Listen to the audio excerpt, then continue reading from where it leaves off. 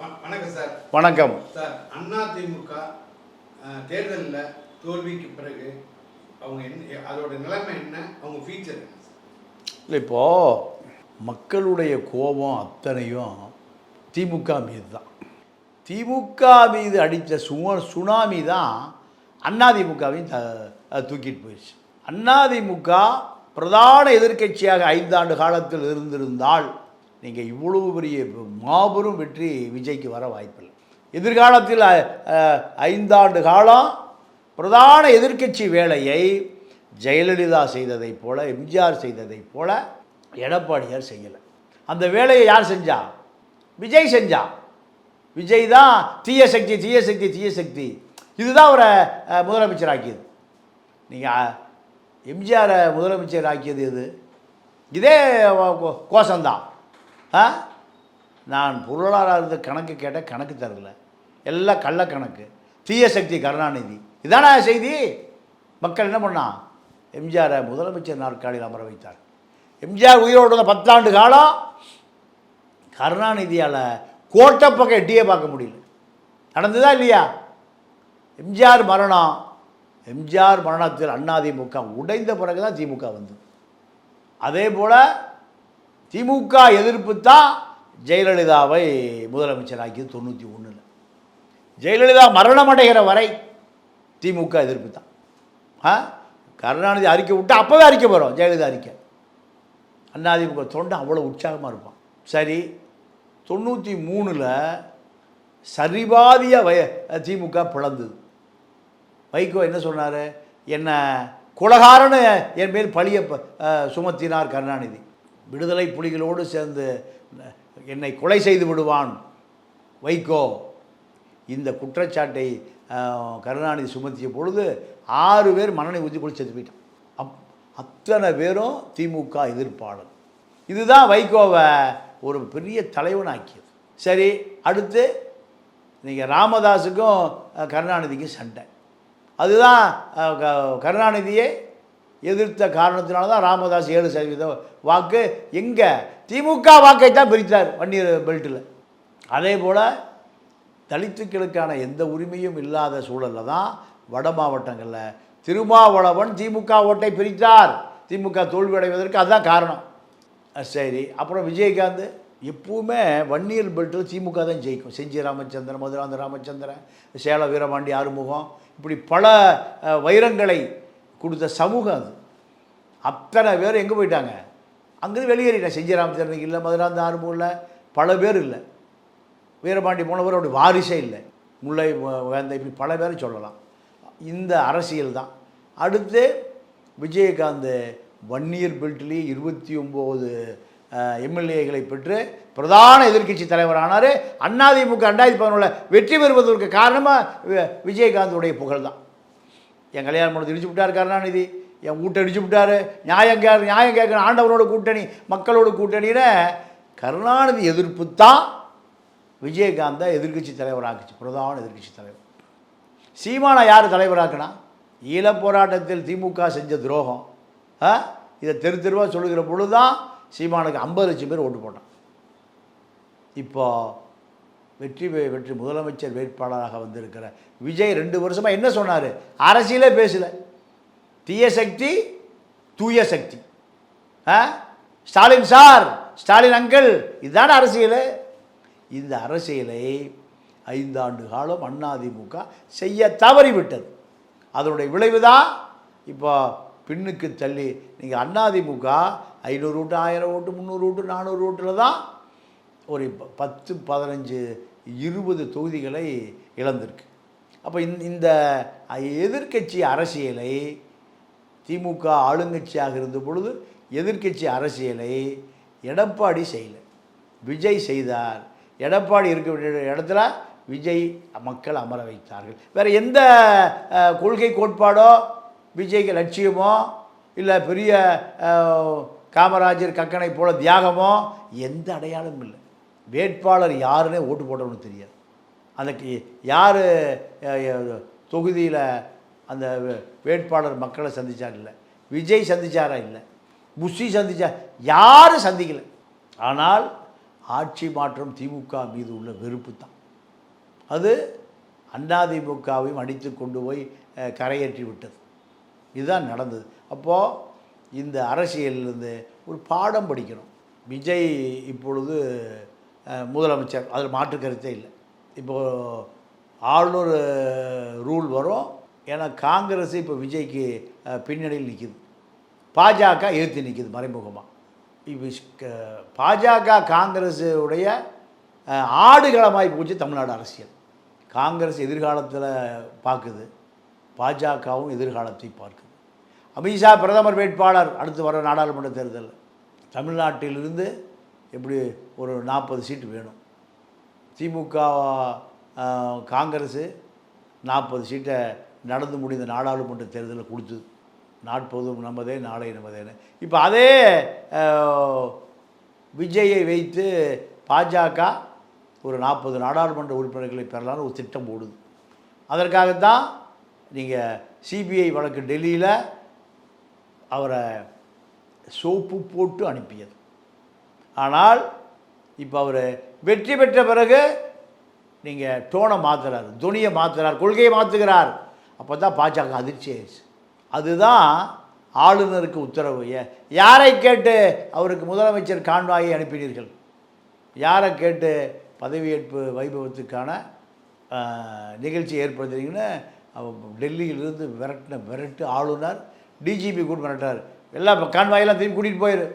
உடனடியாக PW secretary பந்தலை பிரிச்சிரு. ஒரே நாளில் விஜய் முதலமைச்சர், ஒரே நாளில் பதவி காலி. கான்வாய் பூரா போய் மெட்டல் டிடெக்டர் கூட வீட்டிலேருந்து பேச்சு எடுத்துகிட்டு போயிட்டான். இந்த சூழலுக்கு காரணமே ஒரு சார். இதில் ஒரு கேள்வி சார். இப்படி பிஜேபி அதிமுக கூட்டு இருக்கும்போது எப்படி அதிமுக இப்போ கூட்டணி சேர்ப்பாங்க சார்? இல்லை, அதாவது பேச்சுவார்த்தை நடந்துகிட்டு இருக்குங்கிறாங்க சார். இல்லை, இப்போது விஜய் கூட்டணி, விஜய் முதலமைச்சர் ஆவதற்கு எந்த காலத்திலும் அதிமுக அனுமதிக்காது. 100%. ஏன்னா முதல்ல ஆதரவு அல்ல, அதெல்லாம் இல்லை, அதெல்லாம் நீங்கள் வதந்திகளை கிளப்பி விடுறாங்க இவங்களே. அதெல்லாம் வாய்ப்பு இல்லை. எல்லாமே எடப்பாடி கட்டுப்பாட்டில் தான் இருக்காங்க. எடப்பாடி கட்டுப்பாட்டில் இருக்கக்கூடியவர்களை ஏன் அடைச்சி வைக்கணும்னா இவர்கள் விலை போய் விடக்கூடாது. இப்போது இப்படியாவது ஆட்சிக்கு வருவதற்கு விஜய்க்கு ஒரு 5 சட்டமன்ற உறுப்பினர்கள் வேணும். அந்த 5 சட்டமன்ற உறுப்பினர்கள் எங்கே கிடைச்சாலும் அவர்கள் வாங்குவதற்கு தயார். ஆமாம், அதாவது லீமா ரோஸ் எல்லாம் இப்போ ஏடிபி கட்டுப்பாட்டுக்கு வந்துருச்சு. பாஜக விருப்பம் என்னென்னா விஜய் அதிகாரத்துக்கு வந்து விடக்கூடாது. அதிகாரத்துக்கு வந்தால் அது காங்கிரஸோடு போயிடும், நமக்கு எதிராக போயிடும். இதற்கு நடுவில் திமுக அதிமுக 2 பேரும் சேர்ந்து ஆட்சி அமைக்கணும்னு குருமூர்த்தி விரும்புகிறார். குருமூர்த்தியை போன்ற பார்ப்பன சக்திகள் விரும்புது. அதிமுக கேட்பாங்க, ஆனால் டிஎம்கே கேட்க மாட்டாங்க. இல்லை, அதுக்கு ரஜினி விட்டு பேசுகிறாங்க. ரஜினி போய் பேசுகிறார்ல, அதான் தரகர். ரஜினி பேசிய மர்மம் என்ன சார்? மாதிரி அதான் குருமூர்த்தி சொல்கிறத, அமித்ஷா சொல்கிறத போய் ஸ்டாலின்கிட்ட பேசுகிறாரு. ஸ்டாலின் சொல்லிடுறாரு அதுக்கு வாய்ப்பே இல்லை, அதிமுகவோடு நாங்கள் கூட்டணினா மக்கள்கிட்ட போக முடியாது. அதே போல் அதிமுகவும் மக்கள்கிட்ட போக முடியாது. தற்கொலை செய்து கொள்வதும் திமுகவோடு கூட்டணி வைப்பதும் ஒன்று. பாஜக முஸ்லீமுக்கு கூட கூட்டணி வைக்குமா? அதே தான். எம்ஜிஆர் உருவாக்குற பொழுதே தீய சக்திக்கு எதிராக தான் இந்த அதிமுகவை உருவாக்கினார், ரெட்டைலையை உருவாக்கினார். அப்போது நீங்கள் எம்ஜிஆர் மரணத்திற்கு பிறகு வீரப்பன் கருணாநிதிட்ட ஆதரவு கேட்குறாரு. கருணாநிதிட்ட ஆதரவு கடிதத்தை வாங்கி வச்சுக்கிறார். கருணாநிதி ஆட்சியை கவுத்துறார். கருணாநிதி எப்பவுமே முதுகில் தான் குத்துவார். அப்போ அதே அரசியல் தொடருது. இப்போ கண்டிப்பாக அதிமுக ஆட்சி அமைச்சு எடப்பாடி முதலமைச்சர் ஆவதற்கு திமுக ஒரு காலம் ஒத்துக்காது. அப்படி ஏற்றுக்கொண்டால் திமுக அதிமுக 2 கட்சி அழிஞ்சிடும். விஜய் 234 தொகுதியில் ஜெயிப்பார். அந்த தற்கொலை வேலையை திமுக அதிமுக செய்யாது. பார்ப்பனருடைய விருப்பம். குருமூர்த்தி நேச்சா போட்டார் ட்வீட், அதிமுக திமுக சேர்ந்து ஆட்சி அமைத்து விஜய் காங்கிரஸை கூட்டணியை முறியடி போகும். குருமூர்த்தி என்ன மொத்தமாக திராவிட ஆ அழிக்கணும். அழிக்கணும், அதான் வேலை. ஏன்னா குருமூர்த்தி என்ன தமிழ்நாட்டிலுடைய பெரிய பெரிய ராஜரிஷியா? அப்படிலாம் இல்லை. குருமூர்த்தி ஆர்எஸ்எஸ்க்கு வேணால் ராஜரிஷியாக இருக்கலாமே தவிர தமிழ்நாட்டுக்கு ராஜரிஷி கிடையாது. இந்த திட்டம் தவிடுபடியாகி போனது. இப்போ முதலமைச்சருடைய காபாந்து சர்க்கார் கான்ஸ்டியூஷன் காலமும் முடிவடைஞ்சு போச்சு.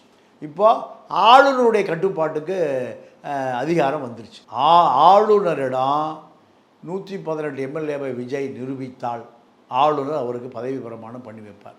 ஆனால் திமுக என்ன பண்ணுது?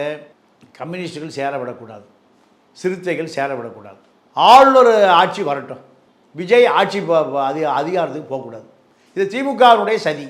ஆனால் அவர் இன்னைக்கு ஸ்டேட்மெண்ட் கொடுத்துருக்காரு காலையில், நாங்கள் வந்து எதிர்கட்சியாக தான் இருப்போம், அவர் வந்து 6 மாதத்துக்கு நாங்கள் தொந்தரவு பண்ண மாட்டோம், எந்த இதுவும் அவர் தான் சிஎம் அப்படின்னு ஸ்டேட்மெண்ட் கொடுத்துருக்காரு. இல்லை, அவருடைய நிலைப்பாடு அது.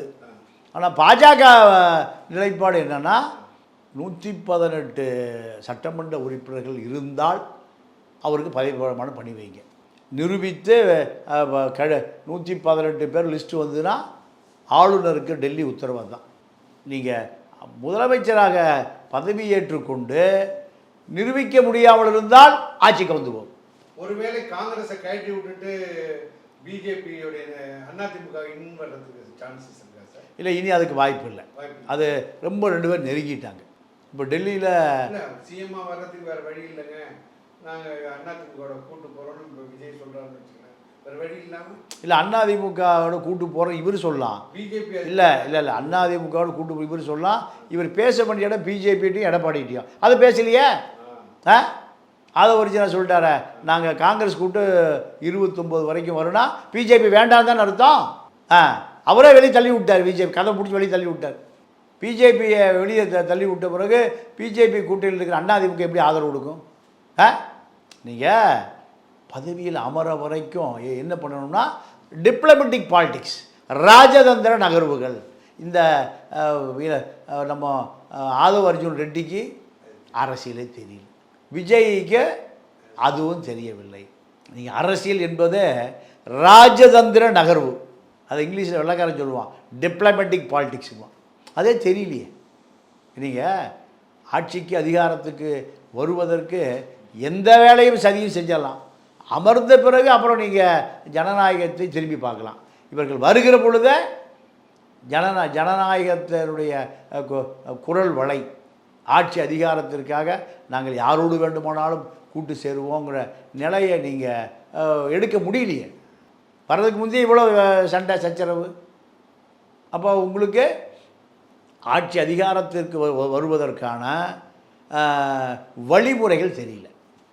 பாஜக நீங்கள் முதலமைச்சராக டெல்லிக்கு தானே போகணும். பாஜக பகைத்து கொண்டு நீங்கள் அரசியலே பண்ண முடியாது. இன்றைக்கி பெரிய சக்தி யார்? பாஜக. இவன் பாஜக நிதி கொடுத்தா தான் நீங்கள் கவர்மெண்ட் நடத்த முடியும். பெண்களுக்கு நீங்கள் எல்லா பஸ்ஸுலேயும் தமிழ்நாடு முழுக்க இலவசம்னா எத்தனை கோடி இழப்பு. நீங்கள் இவ்வளவு திட்டம், 6 சிலிண்டர். அந்த தாவேக்காவோட தேர்தல் அறிக்கை பார்த்தீங்கன்னா 2 பட்ஜெட்டுக்கான பணம் வேணும். இது யார் கொடுக்கணும்? டெல்லி கொடுக்கணும். பாண்டிச்சேரியில் நாராயணசாமி ஆட்சி போய் ரங்கசாமி ஆட்சி வந்த பிறகு டெல்லியோடு தொடர்பில் இருக்கார். அங்கேருந்து வந்தால் தான் அதிகாரிகளுக்கு சம்பளம். பாஜகவை விட்டு அவரால் தனித்து நிற்க முடியும். ஏன் பாஜக கூட்டணியில் இருக்கார்? அங்கே கையெழுத்து போடணும். அங்கே பேங்கில் செக் இல்லாமல் பணம் தர மாட்டான். செக்கை கையெழுத்து போடுற அதிகாரம் எங்கே இருக்குது? டெல்லியில். இதை ரங்கசாமி புரிந்து கொண்டார். ரங்கசாமியோட சிஷியனான புஷி புரிஞ்சுக்கல. புஷியுடைய பாஸு விஜயும் புரிஞ்சுக்கல. இதுதான் இவர்களுக்கு முதல் அடி, முதல் அனுபவம், கசப்பான அனுபவம். இப்போது பாஜக 2 நிலைப்பாட்டில் இருக்குது. இவங்க இப்போ சிறுத்தை கம்யூனிஸ்டுகள் ஆதரவு கொடுத்தால் ஆட்சி அமைக்கலாம். அப்படி அமைக்கவில்லை, பெரும்பான்மை நிரூபிக்க முடியவில்லைன்னா ஆளுநர் ஆட்சி தொடரும். ஆளுநர் ஆட்சி தொடர்ந்துன்னா அப்புறம் மறுதேர்தலுக்கு வாய்ப்பு இல்லை. நீங்கள் உங்களுக்கு ஒரு 6 மாதம் டைம் கொடுப்பான். நீங்கள் நிரூபிக்கணும், திமுக நிரூபிக்கணும், அதிமுக நிரூபிக்கணும், விஜய் நிரூபிக்கணும். நிரூபிக்கலைன்னா ஆளுநர் ஆட்சி தான் 6 மாதம், அப்புறம் மறுதேர்தல். அப்படி ஒரு இக்கட்டான நிலைமையில் கொண்டாந்து நிறுத்தினதுக்கு மக்கள் தான் நிறுத்திருக்காங்க. மக்கள் நிறுத்தலை. விஜய் நிறுத்தியிருக்கார். காரணம் அவருடைய அனுபவம் இல்லாத அரசியல். காங்கிரஸோடு கூட்டணி 29 வரை கூட்டணின்னு 2 நாள் பார்ட்னர் இல்லையா, 2 நாள் பார்ட்னரோடு 5 ஓட்டுக்கு 2 நாள் அரசியலில் நீங்கள் 2 வருஷம் அரசியலில் முடிச்சு வச்சிட்டார்.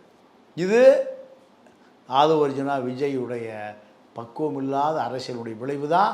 இப்போ விஜய் கார் ஓட்டுறக்கே டிரைவர் இல்லை, முதலமைச்சருக்கான அந்தஸ்து ஒரே நாளில் கொடுக்கப்பட்டது, அடுத்த நாளில் பாதிக்கப்பட்டது. இது காரணம் விஜய் தான். நீங்கள் பட்டியலோடு போயிருக்கணும். நீங்கள் முதல்ல ஜனநாயகன் கதை என்ன, அதே கதை தான். ஜனநாயகன் படத்தில் வந்த அனுபவம் தான் உண்மையான ஜனநாயகத்தில் நடந்திருக்கு. நீங்கள் சென்சாருக்கு போவதற்கு முன்பே வெளியிட்ட தேதியை எப்படி அறிவிச்சிங்க, அதே கதை இங்கே. ஆளுநரிடம் பதவி பிரமாணம் செய்து வைத்த பிறகு, ஆளுநரோட அனுமதி வாங்கிய பிறகு, பட்டியலை கொடுத்த பிறகு தான் நீங்கள் முதலமைச்சராக பதவி ஏற்க முடியுமே தவிர, நீங்கள் மைனாரிட்டியாக போய் பதவியை எந்த ஆளுநரும் உங்களுக்கு பதவி பிரமாணம் பண்ணி வைக்க மாட்டாங்க. அப்போது இதற்கான ஜனநாயகன் படத்தில் என்ன நடந்ததோ அதுதான் இங்கே ஜனநாயகத்திலையும் நடந்தது. இது யாருடைய அனுபவம் இல்லாதது. நீங்கள் யாரையும் குற்றம் சாட்ட முடியாது. உங்களுடைய நிறுவனத்துக்கு நீங்கள் தான் தலைவர். உங்கள் காரோட்டி தவறு செய்தால் யார் பொறுப்பு? நீங்கள் தான். உங்களுடைய வேலையாள் தவறு செய்தால் யார் பொறுப்பு? உங்கள் சட்டமன்ற உறுப்பினர் தவறு செய்தால் நீங்கள் தான் பொறுப்பு. உங்களுடைய கட்சி பொதுச் செயலாளர் தப்பு செய்தால் நீங்கள் தான் பொறுப்பு. ஆக இந்த முழு பொறுப்பை விஜய் தான் ஏற்க வேண்டும். ஜனநாயக படத்துக்கும் அவர் தான் பொறுப்பு, ஜனநாயகன் என்ற அரசியல் முதலமைச்சர் நாற்காலிக்கும் அவர் தான் பொறுப்பு. நன்றி, வணக்கம்.